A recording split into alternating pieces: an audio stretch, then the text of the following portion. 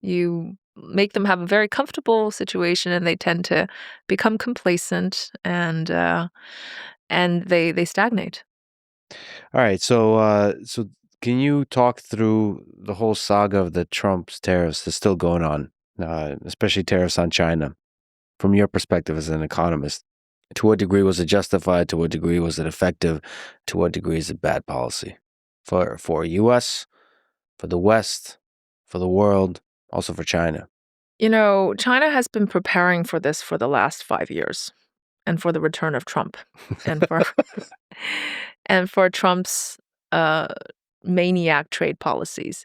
You'd think that Trump also had 5 years to prepare for this battle with China. It didn't show.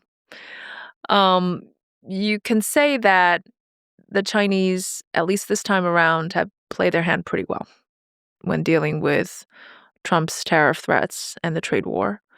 With a level of calibrated assertiveness, they have really thought through everything very elaborately. Look, you know, this is not good for either country. Let's just be clear. It's bad for US and China, and it's bad for the world. And every country has a stake in the US China trade war, because whether you trade directly or indirectly with China, you're going to be affected. They are one of the largest intermediate exporters in the world, and Chinese manufacturing goods anchor global manufacturing prices. The cumulative tariff burdens, when you get to Canada, when you get to Mexico, when you get to any other final destination, these tariffs will affect you, right? So it's clearly very, very bad for the world.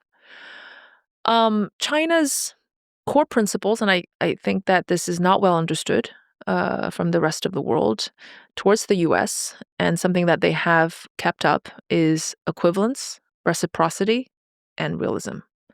China's not going to lower tariffs unless the US does, right? You can kind of stand up to Trump like a man. That's the only way, to deal with Trump. That's its view. The deal has to be realistic. The phase one deal of the last time wasn't realistic, and China thinks, look, the US is going to use this as a leverage, right? That's not possible. This can't be seen as political concession. The deal has to be seen as mutual commerce. So, where China can have room to negotiate is opening up things like services. American banks, American financial institutions have a lot of business to do in China. They can buy a limited number of more goods. They can discuss about transparency around rules and regulations on e-commerce, on data. All of that is fine. But don't confound economic issues with political issues. Hong Kong, Taiwan is not part of the deal, by the way, in case anyone was wondering. Trying to change China's state hybrid private sector model, don't go there. Anything that challenges China's technology, security, that's not really part of the discussion. I think that people have to be clear about also what China thinks and wants, and also the Chinese to be clear about what Trump wants. Although I don't know anybody, even Trump himself, knows exactly what he wants. In order for these very complex negotiations to actually succeed.